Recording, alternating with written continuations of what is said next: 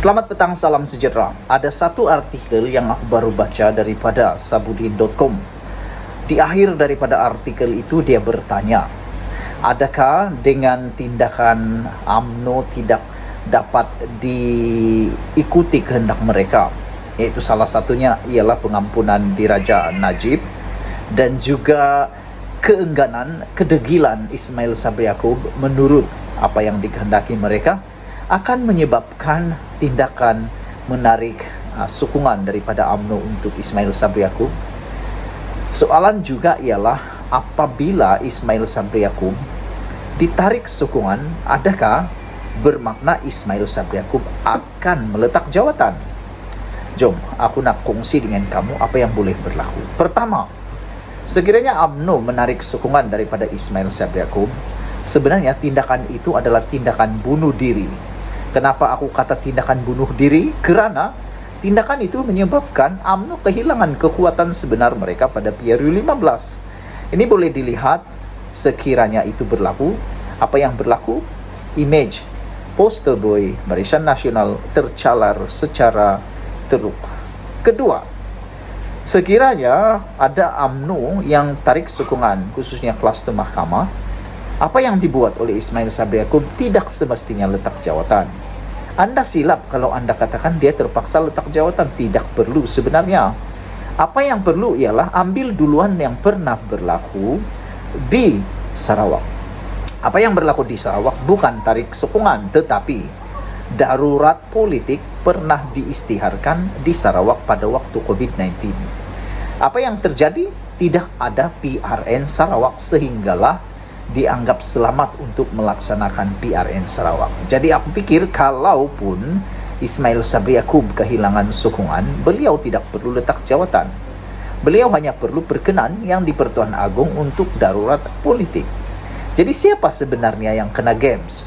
Yang sebenarnya kena games ialah bukan Ismail Sabri, tapi UMNO dan kluster mahkamah.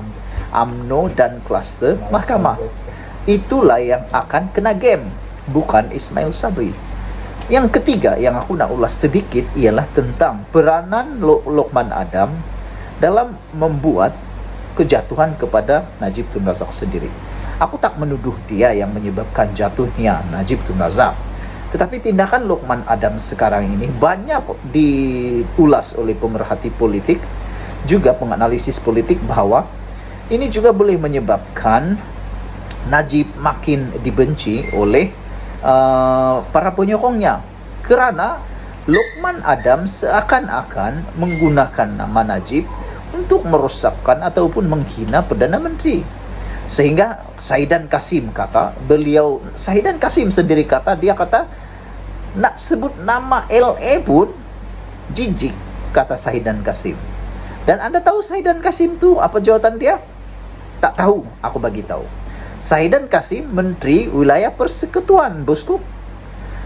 Dalam lembaga pengampunan untuk Najib, ketuanya dipengerusikan oleh, pengerusinya ialah yang di Pertuan Agong. Ahlinya yang pertama adalah Perdana Menteri. Dan ahlinya yang kedua, nak tahu siapa? Peguam Negara. Yang keempat, nak tahu siapa? Menteri Wilayah Persekutuan. Yang dihentam, yang dikecam, dikritik habis oleh Lokman Adam, siapa? Senang dia nak cakap. Pertama, Ismail Sabri dikritik habis oleh Lokman Adam. Sedangkan untuk mendapat pengampunan Diraja, itu adalah atas nasihat Perdana Menteri. Kalau Perdana Menteri disakiti hatinya, dikecam-kecam, dihentam-hentam, dimaki hamun, agak-agak dia akan menasihati atau tidak? Tak tahulah, aku tiada jawapan dia. Yang kedua, Lokman Adam juga sering kali kata nak tukar ketua hakim negara dan tukar peguam negara. Tahu peguam negara tu salah seorang ahli lembaga pengarah, lembaga pengampunan. Jadi agak-agak lah kan, bila disuruh diganti, tidak tersinggung peguam negara tu. Dan yang ketiga, yang paling lantang berkata-kata ialah Saidan Kasim. ahli kepada lembaga pengampunan itu adalah Saidan Kasim. Dan Saidan Kasim apa? Dia kata 3 perkara walau aku tak silap sudah tular sekarang ni. Yang pertama, Saidan Kasim kata nak sebut nama Luqman Adam pun dia bilang jijik.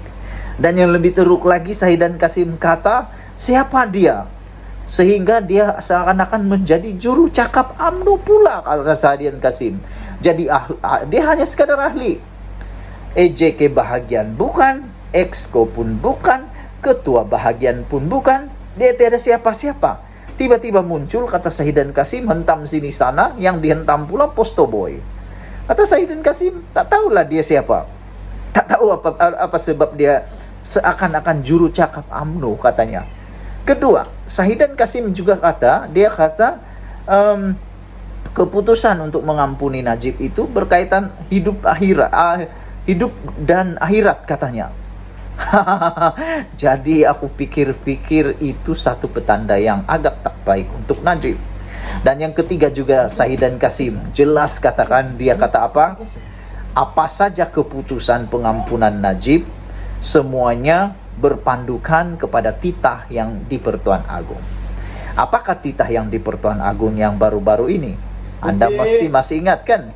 Pertama, apa yang dia kata kepada rakyat Malaysia, Baginda kata pengampunan dan juga menjatuhkan hukuman tak boleh digunakan sewenang-wenangnya. Walaupun dia tidak menyebut siapa yang dimaksudkan, tidak menyebut Najib punya kes, tetapi semua rakyat Malaysia tahu isu semasa itu berkaitan dengan pengampunan Najib. Dan aku juga nak kongsi dengan kamu apa kata Ketua Hakim Negara era Barisan Nasional terhadap pengampunan Diraja Najib. Ketua Hakim Negara era Barisan Nasional kata begini, kalau Najib diampuni pada waktu ini, satu dunia akan ketawa, katanya. Satu dunia akan ketawa. Kenapa? Payah-payah peguam, pendakwa raya semua bertahun-tahun perbicaraan, tapi hanya satu kata sahaja diampuni, selesai, katanya.